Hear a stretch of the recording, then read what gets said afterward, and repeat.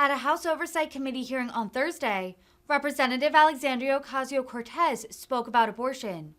The New York Democrat refuted claims from her colleagues who said that abortion was not an economic issue.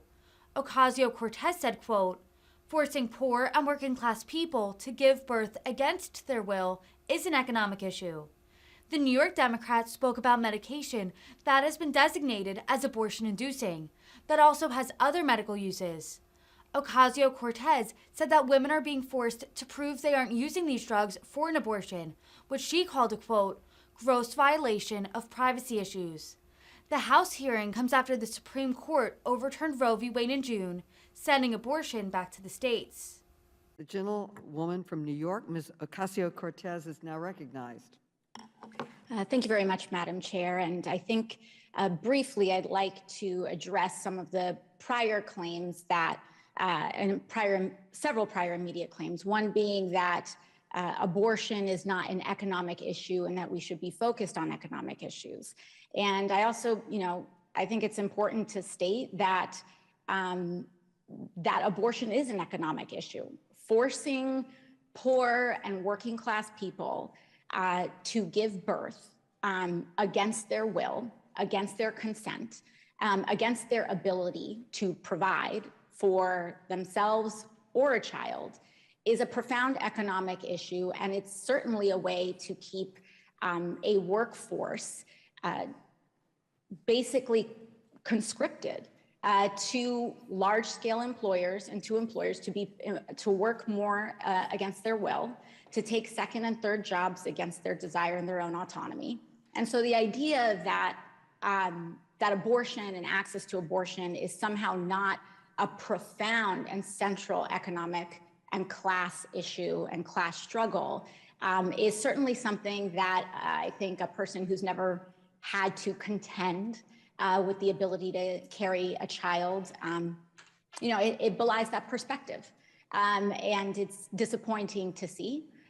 But secondly, I think another thing that I'd like to address is that the same folks who tell us and told us that COVID's just a flu, that climate change isn't real, that January 6th was nothing but a tourist visit, are now trying to tell us that transgender people are not real. And I would say that their claim is probably just as legitimate as all their others, which is to say, not very much at all. But moving forward, Dr. Kumar, are you able to tell me what methotrexate and what conditions that methotrexate is routinely prescribed for? Sure. Methotrexate has a number of different uses. It can be used to treat ectopic pregnancies, atopic dermatitis, lupus, and there's several other conditions that it can be used for. Mm-hmm. Yeah, I believe it's can also be used to treat cancer. Is that correct? That's correct. I believe you said rheumatoid arthritis as well? Yes. And they can also be prescribed in the event of an abortion, correct? Right. It can be used for ectopic pregnancies. It has been used in the past for intrauterine pregnancies, even though that's rare now. Mm-hmm. And so, what we see here is that this is one drug that has many different applications depending on the condition, which is common for many other medications as well. High blood pressure can also treat other, medications for high blood pressure can also treat other conditions as well. And so what we're seeing here is that many of these these anti-abortion laws, these forced birth laws are written by legislators that really have very little clue into the nuances of medical care. In fact, Texas has designated methotrexate as an abortion-inducing drug. And now those same people who have cancer, arthritis, and lupus have to prove that they are not using those medications for abortion, which then, of course, delves into gross violation of privacy issues that create real conflicts for people. Is this something that you are seeing, Dr. Kumar?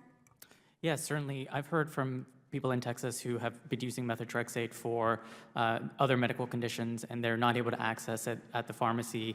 Some people have also gone to the pharmacy to get their medication and been asked about pregnancy test or about if they're using any kind of contraception, which again is a violation of their privacy and shouldn't be asked. They've been getting these medications for some time. Thank you. And, I think I'd like to walk through a little bit of a thought experiment or even a scenario in the small amount of time that I have left. I, for example, since Republicans are forcing this conversation in uncomfortable ways, then I will meet them to it. I have an IUD. I've had one for years. Now, IUDs, if an IUD fails and results in an ectopic pregnancy, which has about a 50% chance, I believe, of an ectopic pregnancy emerging with an IUD, would that mean that if I were hospitalized in these states, you would have to wait until I was in the process, potentially, of actively dying before you could effectively treat me and save my or anyone in our position's life? So thank you for that question. I think this came up earlier around ectopic pregnancies. To date, and to my knowledge, there are no laws that outlaw care for ectopic pregnancies. However, what we've seen in Texas, because these laws are written by politicians and sometimes don't make sense and are difficult to grapple with and understand by physicians who are practicing medicine, we have seen people denied access to that care. And I've actually seen somebody in Texas who left the state to get care for her ectopic pregnancies. So it's very possible. It depends on which healthcare provider you see, which clinic or hospital you may go to, because we're interpreting these laws in real time by physicians. And that's exactly the problem, right? Is that the gentlelady's doctors are time now has having to expired. interpret law. That's Thank you.